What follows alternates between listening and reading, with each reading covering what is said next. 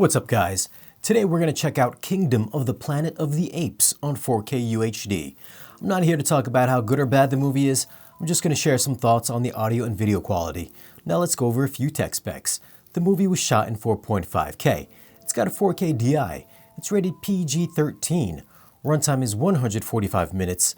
Aspect ratio is 239:1, and the audio is in Dolby Atmos. Before we take a look at the audio and see how active this mix is, if you don't know what the Atmos viewer is, you can find a link in this video's description that tells you all about it, what it does, and where to get it. You can also find a list of all the gear that I use for these 4K reviews down there as well. Well, coming from the fantastic sounding Atmos mix in War for the Planet of the Apes, I had high expectations for Kingdom, and I was totally surprised at how underwhelming this Atmos mix is. It might just be the most disappointing Atmos mix for such a big budget action movie I've heard in quite some time. The entirety of the movie is essentially a 7.1 mix with a handful of very brief moments of top channel usage. I'll go ahead and put a list of timestamps on screen. I may have missed maybe one or two at the end of the movie, but they're really inconsequential. And most of these Atmos effects last for maybe about 2 or 3 seconds.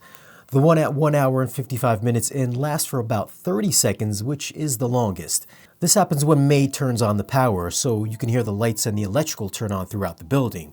The other effects is mostly birds flying through the top speakers. It's a shame because this whole movie takes place outside in the woods, which would make for some great overhead atmospherics, although there is some decent ambiance always present in the lower channels. Even when the storm starts coming up, you don't hear any thunder coming up in the top speakers or any rain effects over your head. There's a scene with something on fire that's dropping from really way high up in the air, yet the overhead speakers are silent.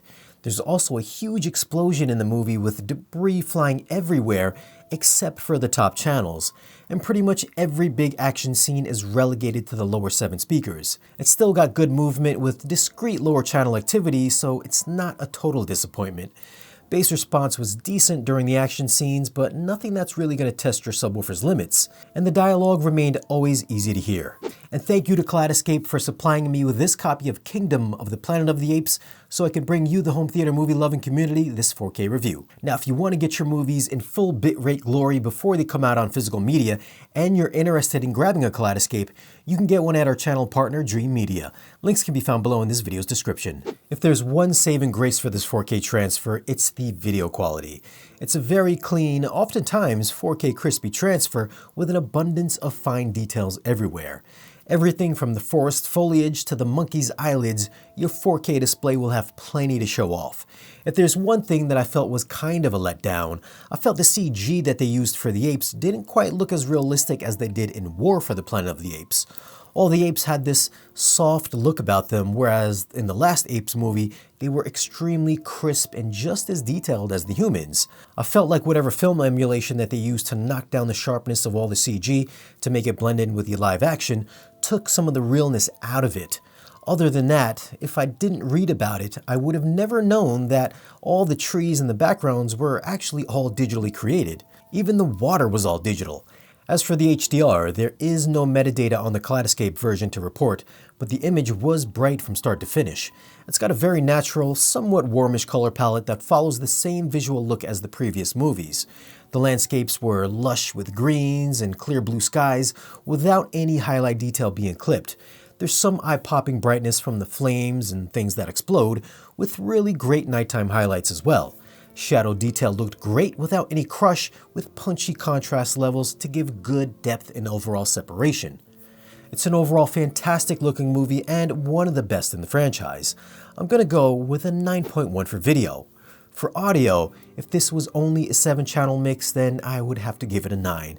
But it's an Atmos mix with maybe 1 or 2 minutes of overhead channel activity out of 145 minutes. I don't know if these sound mixers totally forgot that there were speakers above their heads, but this was a huge missed opportunity for such a big action flick and a major disappointment for home theater enthusiasts from an audio standpoint. Since only half my speakers were doing any work, I'm gonna go with a 5 for audio. So what are your thoughts on this new installment in the Apes franchise? Did you like it, and what did you think of the audio and video quality? Leave me a comment down below and let me know. Now, if you do want to grab this movie, I'll leave some links for it down below in this video's description. As always, guys, thanks for watching. If you want, you can follow us on social media, and if you want to get exclusive content or great discounts on audio and video gear, then stop by our Patreon page. Be sure to like this video if you found it useful, and subscribe if you haven't already. And I'll see you again in the next one.